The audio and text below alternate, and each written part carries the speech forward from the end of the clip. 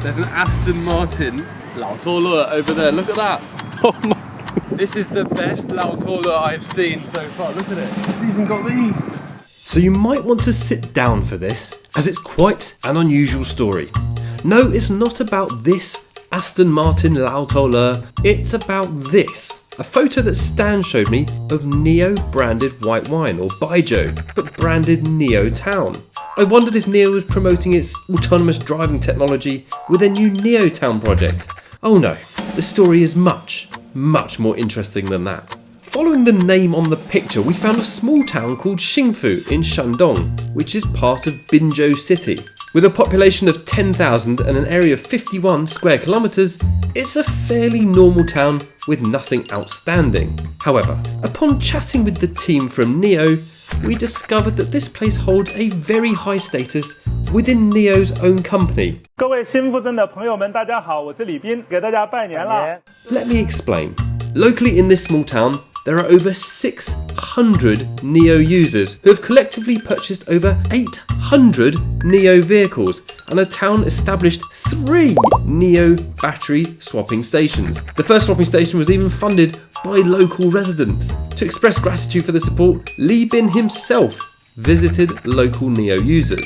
Intrigued by this story, Stan and I decided to find out why so many people in Xingfu town were buying NIO cars. Now, of course, if we were going to NIO Town, we had to drive a NIO ourselves. We chose the NIO ES6, and with NOP, we're driving most of the journey without NOP, right? It was so straightforward. You know, we were all a bit tired, it was relaxing, and it made you feel safe, made you feel comfortable, which is what NOP is all about, right? You don't know football? I don't know football at all. You're British, you don't like football? No, I know, I'm very strange. That's why I'm in China, right? We witnessed the birth of a new business.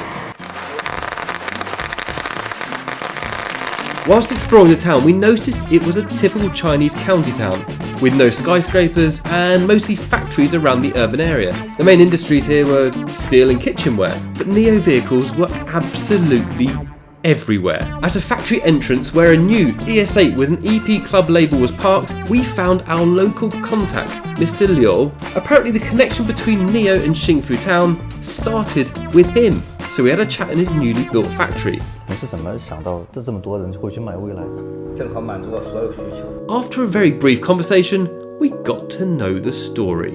So firstly, Mr. Liu ordered a NIO car through the NIO app back in December 2017 and received it September the following year. At that time, NIO didn't have any stores. For Chinese car buyers, waiting seems to be a common occurrence, especially when purchasing luxury brands. As for NIO's first car, everyone knew it was the ES8, for the first time ever produced a properly luxury Chinese car. But it's what happened after buying the car that made the whole story even more interesting. 刚开始买回来的时候，大家都不理解。当时因为我们本地还没有蔚来的服务站点嘛，升级啊、补胎啊，都是直接来平板车拖车。我说我车坏了的话，我得回山东。然后他说那回山东我们帮你。他一看说高铁今天没票，我们先安排酒店你住下。那我不更在朋友面前说嘛，服务多好。You see, what really drew attention to NIO in Xingfu Town was their level of service from the beginning. This attention to detail opened the eyes of all the consumers in the small town. So as a result, the wealthy people in the town, mostly bosses and factory owners, became very curious and started buying NIO vehicles. But just think, when was the last time a car brand paid such attention to a small place like this? Traditional German luxury brands barely have the time for such places. So NIO gradually became more and more common in town, but another problem arose. 充电确实不方便，我们附近几十公里真的没有。 The town was very remote and had no battery swapping stations. Since driving a NIO without swapping wasn't feasible, Mr. Liu made a deal with NIO. 你如果要是给我个换电站，我一年给你卖100辆车。 Later on, the town lived up to its end of the bargain and sales quickly met the target. However, in 2019, NIO was facing quite difficult financial situation and couldn't afford to build the station. So then something really incredible happened. The owners collectively raised 1.5 million yuan in one afternoon and built the station themselves. This is a swapping station. They invested themselves. It's quite like Western countries' cathedral style. Right? Cathedral. But people donate money and True. Yeah, come here and all the people living in this small town, right? Yeah. The new owners, and they come here to do the battery swapping, and then go back, make service to all the followers. It's like the altar, you call it an altar in a church. They come in here, Yeah, it's quite. I think pray once every few days, get recharged. you guys Bible people, right? You probably may not understand our Chinese people belief or faith. Always build on some material basis, right? Yeah. So there is a word. It's like pragmatism. Yeah. Pragmatism. Yeah. It's ours. Chinese people's belief. And now this one is not in service because they got 2 new ones, right? Actually, I have 3. This is probably not in use anymore. Yeah. After that, Mr. Liu continued to buy 8 NIO vehicles in succession and sold over 100 NIO vehicles by sharing his QR code. I do wonder if this data qualifies him as being one of NIO's top salesmen. 这是你免费给送给未来的。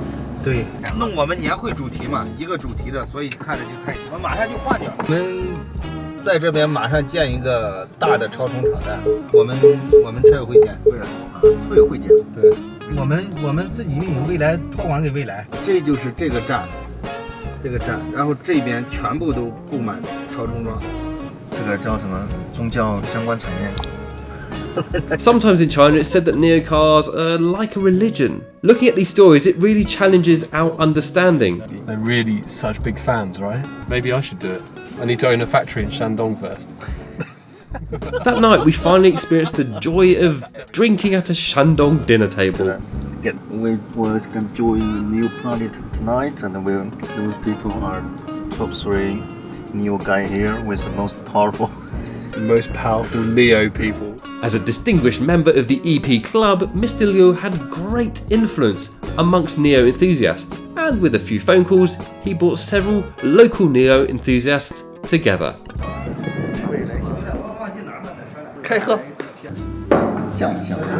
Smells quite nice. Allow why is this? Give him a knife and fork. Yeah, exclusively for you. I couldn't handle the drinking capacity of people from Shandong and their dominance at the dinner table, but after 3 rounds, everyone started telling stories of how they got involved. 当时就是我家邻居啊，就开一个蔚来，我就给他打电话，我说你这开了个什么车呀？然后他说要不你试试，我就踩了一脚，吓了我一跳。到了国道上我又踩了一脚，哎我操，感觉这车特别好。拿手机下个去交钱。正好那功夫也有个人燃油车，有烧机油哪了，正好去了。那么很简单的手机上在聊着天喝茶的时候，定金到了去说买的。公司睡觉的时候，拖车已经送到了，拿着鲜花。王先生，你车已经到了。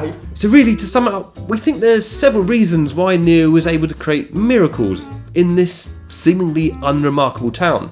Firstly, Qingfu Town indeed has a large group of factory bosses with strong purchasing power. Secondly, traditional luxury brands have failed to reach these areas due to their sales networks, and they're too busy dealing with the buying demands of big cities, failing to provide better order follow-up services for these small town users.